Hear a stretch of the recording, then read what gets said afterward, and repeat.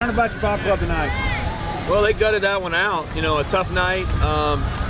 Really a really good pitcher's night at the ballpark, man. Wind blowing in all night long. I can't count how many balls we hit hard that we thought were hits, and they just, they ran under them. And they hit some too. Made it tough for scoring runs, but I'm proud of how they hung on and stayed in it. We talked a lot about competing after last night's loss, and I thought they competed at a high level today. Speaking of competing, I know it had to be rewarding to see Ligon and Colby go out there and show. I know you need both of those guys. Yeah, they were both great too. That's what we signed. Those are the kids that we recruited and coached, and that's what they look like in the fall. And it's nice to see them do it out here in a big game. So they'll be a big help for us here as we start SEC play. Yeah, Coach, going off of that starting SEC play against the reigning national champs, what can you guys do to build and make a name for this season right off the bat in SEC Conference play? And just come out and play good baseball. You got to get wins on those weekends, and that's the key for us. And so we're going to go out. We have a great practice tomorrow, and then come out and compete against these guys at the highest level. You've talked highly about coming down here to Biloxi, and you feel like it's necessary every year with the spring break trip. What was the atmosphere like, and what did it feel like being back down here this year? Well, it's great. They take care of us down here. The Shuckers are unbelievable. The field's in great shape. Our fan base, they showed up both nights. And it's kind of our road trip. It's us getting away. It's us getting in a hotel. It's us practicing somewhere. And you saw it a little bit on us today. Last 2 days we missed a couple balls. We haven't been as good as we've been at home because we're used to our ballpark. So, coming down here has been a big help. Obviously,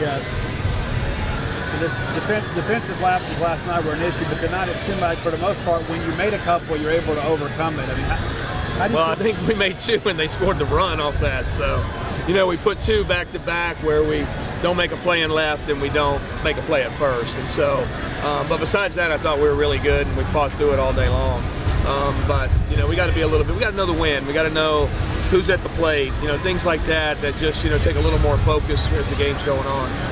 Coach, how hard is it to change the trajectory, especially when you're an SEC team that expects to win when you with the loss last night? Yeah. How hard is it to change the trajectory from last night to tonight to try to push the team forward when you're talking to them? It's easy to say win, win, win, but how hard is it? Well, it's a lot harder for me to convince myself because I probably didn't sleep much and pissed off most of the day.